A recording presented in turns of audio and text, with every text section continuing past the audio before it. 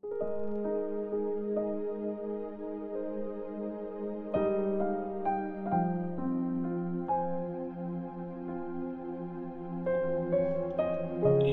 chapter 10. Ang Jewish law ay hindi pa buo at anino lang ito ng mga magagandang bagay na mangyayari pa lang sa future.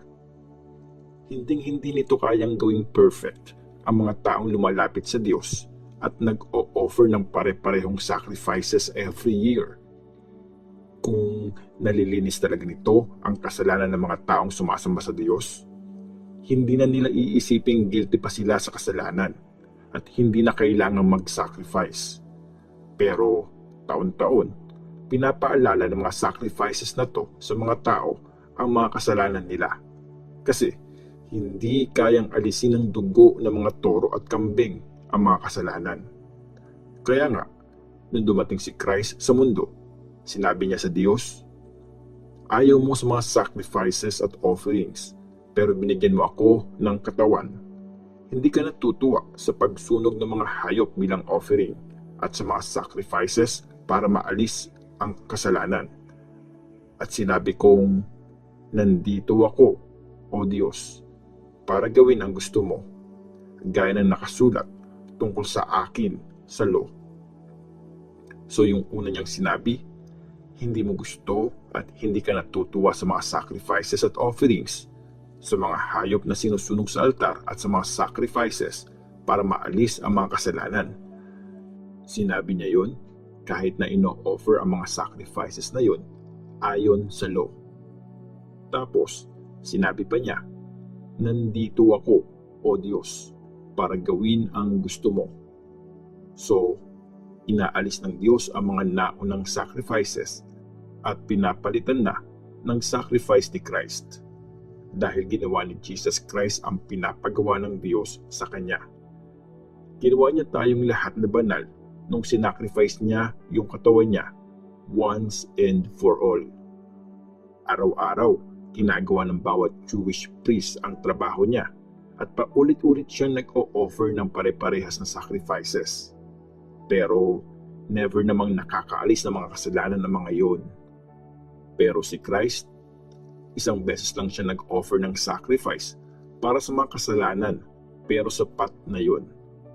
Tapos, umupo siya sa kanan ng Diyos. Naghihintay siya doon hanggang sa completely na mapasuko sa kanya ng Diyos ang mga kaaway niya. Sa isang sacrifice lang, forever na niyang ginawang perfect ang mga nililinis sa kasalanan. At pati ang Holy Spirit may sinasabi rin sa atin tungkol dito. Unang sinabi niya, ito ang gagawin kong kasunduan sa kanila. Pagdating ng mga araw na yon, sabi ng Panginoon, itatanim ko sa puso nila ang batas ko at isusulat ko ang mga yon sa isip nila. Tapos, sabi pa niya, kakalimutan ko na ang mga kasalanan nila at mga masasama nilang ginawa. So kung pinatawad na ang mga kasalanan, hindi na kailangan ng mga offering para alisin ang mga kasalanan. Lumapit tayo sa Diyos. Kaya nga, mga kapatid, malayang-malaya na tayong pumasok sa most holy place dahil sa dugo ni Jesus. Binuksan niya para sa atin ang bago at buhay na daang tumatagos sa kurtina. Yung katawan niya, yung kurtinang yun. Meron tayong dakilang priest na in charge sa bahay ng Diyos. Kaya lumapit tayo sa Diyos na may sincere na puso at may buong tiwala sa Kanya. At may malinis na konsensya kasi nilinis na ang mga puso natin at hinugasan naman ng malinis na tubig ang katawan natin. Kumapit lang tayo sa pag-asa na sinasabi nating atin kasi makakaasa tayo na tutuparin ng Diyos ang pangako niya. Maging concerned tayo sa iba at i-encourage natin ang isa't isa na magmahal at gumawa ng mabuti. Huwag nating itigil ang pagsasama-sama natin para mag-worship, gaya ng ginagawa ng iba. Instead, palakasin pa natin ang loob ng bawat isa, lalo na ngayong nakikita nating malapit na ang araw ng Panginoon. Pag sinasadya pa rin natin magkasala, pagkatapos nating malaman ang katotohanan, wala nang natitirang sacrifice para mapatawad ang mga kasalanan natin. Ang naghihintay na lang ay yung nakakatakot na judgment na darating at yung nagliliyab na apoy na susunog sa mga lumalaban sa Diyos.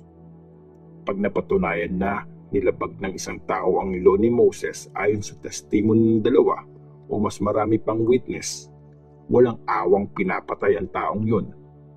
Paano pa kaya yung parusa sa mga bumabastos sa anak ng Diyos? Ginagawa nilang cheap ang dugo na nagpatibay sa kasunduan at naglinis sa kanila sa kasalanan. Iniinsulto nila pati ang espiritu na nagpapakita sa atin ng sobrang kabaitan. Alam naman natin kung sino ang nagsabing, "Ako ang maghihiganti, pagbabayarin ko ang gumawa ng mali." At sinabi din niyang, ang Panginoon ang huhusga sa bayan niya. Nakakatakot talaga na mahulog sa kamay ng Diyos na buhay. Huwag niyong kalimutan yung lahat ng pinaghirapan niyo nung una kayong maliwanagan. Tiniis niyo ang matinding paghihirap at di kayo nag-give up. Minsan, iniinsulto kayo sa harap ng maraming tao at tinatrato ng di maganda. Kung minsan naman, sinasamahan niyo ang mga taong pinapahirapan din ng ganon. Dinadamayan niyo yung mga nakakulong at nung inagawan kayo ng mga ari-arian, kinaya niyo pang ngumiti kasi alam niyong meron kayong mas magandang bagay na tatagal forever. Kaya huwag kayong mawalan ng lakas ng loob kasi dahil dyan, magkakaroon kayo ng malaking reward. Kailangan niyong habaan ang pasensya niyo para magawa niyo ang gusto ng Diyos at matanggap niyo ang pinangako niya.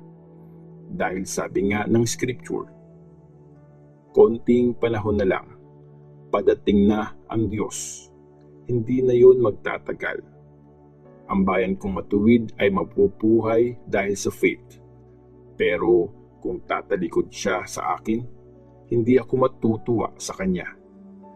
Hindi tayo kasama sa mga taong tumatalikod sa Diyos at napapahamak. Doon tayo sa mga may faith kaya naliligtas.